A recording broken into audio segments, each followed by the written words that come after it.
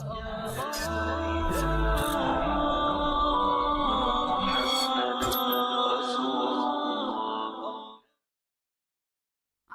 আলাইকুম। ওয়ালাইকুম আসসালাম ওয়া রাহমাতুল্লাহি ওয়া আমার বারাকাতুহু। প্রশ্নটা হলো যে নারী সৃষ্টি হয়েছে পুরুষের পাঁজরের অস্থি থেকে। এটা কি একটু ব্যাখ্যা করবেন? বোন, আপনি প্রশ্ন করলেন একটা হাদিস নিয়ে। এটা সহিহ হাদিস আছে সহিহ বুখারীতে ৪ নম্বর খণ্ড, অধ্যায় নবী রাসূলদের গল্প ৩৩৩১ নম্বর হাদিস। নবীজি বলেছেন যে নারী সৃষ্টি হয়েছে পাঁজর থেকে, আর পাঁজরের সবচেয়ে জটিল হলো এর উপরের অংশ। আপনি যদি এই অংশে একটু জোরে চাপ দেন, এটা ভেঙে যাবে। সেজন্য আমাদের নবীজি বলেছেন যে স্ত্রীর সাথে ব্যবহারের সময় সহনশীল হতে হবে। আরেকটা হাদিসে বলা হয়েছে যে বিবি হওয়া সৃষ্টি হয়েছেন আদমের পাঁজর থেকে। আল্লাহ দুজনকে সাথীতে রাখুন, এরকম হাদিসের ভিত্তিতে বলা হয়। এখন এই হাদিসের অর্থটা কি? বোন, হাদিসের একটা অংশ বললেন, পুরো হাদিসটা হচ্ছে যে নারী সৃষ্টি হয়েছে পুরুষের পাঁজর থেকে, আর পাঁজরের সবচেয়ে জটিল হলো এর উপরের অংশ। এখানে একটু জোরে চাপ দিলেই পাঁজরটা ভেঙে যাবে।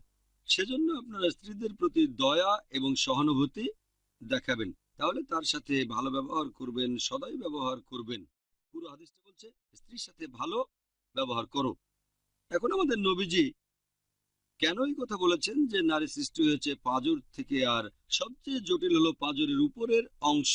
অনেক মানুষ মনে করে যে এটা একটা নেগেটিভ হাদিস, নারীদের ছোট করা হয়েছে, নারীদের বানানো হয়েছে পাঁজরের জটিল অংশ থেকে, তার মানে কি মেয়েরা খুব জটিল? এই কথাটা অনেকের জন্য সমস্যা হয়ে যায়। এখন এই হাদিসের অর্থটা কি? আমি একজন মেডিকেল ডাক্তার, আমি জানি যে এই পাঁজর মানুষের শরীরের গুরুত্বপূর্ণ অংশ। পাঁজরের হাড় আমাদের ফুসফুসকে ঢেকে রেখে রক্ষা করে, আর পাঁজরের বাঁকা হাড়ের কারণে এটা সম্ভব। হাড়গুলো সমান হলে এটা সম্ভব হতো না। পাঁজরের হাড়গুলো বাঁকা খাঁচার মতো কাজ করে, বর্মের মতো কাজ করে, আর পাঁজরের এই বাঁকা হাড়ের কারণে এটা রক্ষা করে হার্টকে, তারপর রক্ষা করে ফুসফুসকে। পাঁজরের হাড় বেশ নমনীয়, অনেক ফ্লেক্সিবল। আমাদের শরীরে ধাক্কা লাগলে পাঁজর সেটা সামলায়। পাঁজরের হাড়গুলো যেহেতু বাঁকানো, সেজন্য এটা সম্ভব। পাঁজর যদি বাঁকানো না হতো, তাহলে এটা রক্ষা করতে পারতো না আমাদের হার্টকে, খুবই গুরুত্বপূর্ণ অঙ্গ, তারপর ফুসফুসকে। তাই মহিলারা এই ব্যাপারটাকে নেগেটিভ ভাবে নেবেন না, বরং পজিটিভ ভাবে নেন। একটা ব্যাপারকে আপনি কিভাবে দেখছেন সেটাই গুরুত্বপূর্ণ। আপনি আশাবাদী হতে পারেন, হতাশাবাদীও হতে পারেন। আমি আশাবাদী মানুষ। ব্যাপারটা কিন্তু আসলে নেগেটিভ না। আপনি নারীদের অধিকারের ব্যাপারে সচেতন থাকবেন। কেন? যেমন ধরেন, আপনাদের একটা উদাহরণ দিচ্ছি।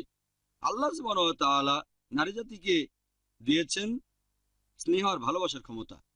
মা হিসেবে মহিলাদের যেরকম স্নেহ ভালোবাসার ক্ষমতা আছে, সেটা বাবার মধ্যে নেই।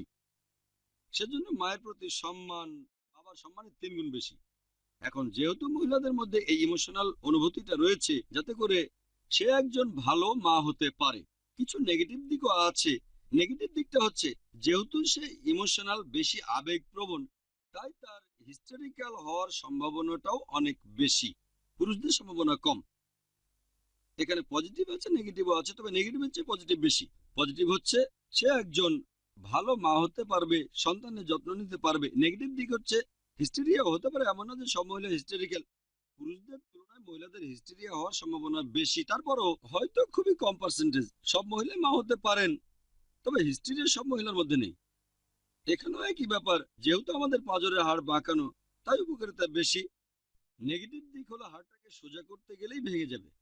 এখন মহিলাদের তুলনা করা হয়েছে পাঁজরের সাথে। পজিটিভ হচ্ছে সে ভালো মা হতে পারে, যত্ন নিতে পারে, হতে পারে মহসেনা, পবিত্রকরণ বলছে। তবে সাবধান থাকবেন, তার সাথে ভালো ব্যবহার করবেন, ন্যায় বিচার করবেন। তার উপর বেশি প্রেশার দেবেন না, বেশি ইমোশনাল হলে হিস্টেরিক্যাল হয়ে যেতে পারে যদি বেশি প্রেশার দেন। এখন আমার মত অনুযায়ী এটা একটা পজিটিভ হাদিস।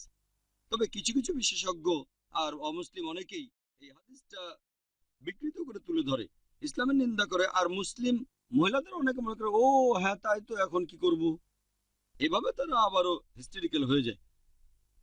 পজিটিভ নেগেটিভ দুটোই আছে, দেখবেন পজিটিভটা আমার মতে এটা পজিটিভ হাদিস। এটা মহিলাদের জন্য সম্মান যে তাদেরকে পাঁজরের হাড়ের সাথে তুলনা করা হয়েছে, এই পাঁজর শরীরের গুরুত্বপূর্ণ অংশগুলোকে রক্ষা করে। বিভিন্ন গুরুত্বপূর্ণ অঙ্গ যেমন হার্ট। নারী হলো মহসেনা, শয়তানের বিরুদ্ধে দুর্গ। এটা কোরআনে অনেকবার বলা হয়েছে। সূরা নিসা 4 নম্বর অধ্যায় 24 নম্বর আয়াতে, সূরা নিসা 4 নম্বর অধ্যায় 25 নম্বর আয়াতে, সূরা মাইদা 5 নম্বর অধ্যায় 5 নম্বর আয়াতে, সূরা নূর 24 নম্বর অধ্যায় 4 নম্বর আয়াতে, সূরা নূর 24 নম্বর অধ্যায় 33 নম্বর আয়াতে, আরো অনেক জায়গায় আছে। আশা করি উত্তরটা পেয়েছেন।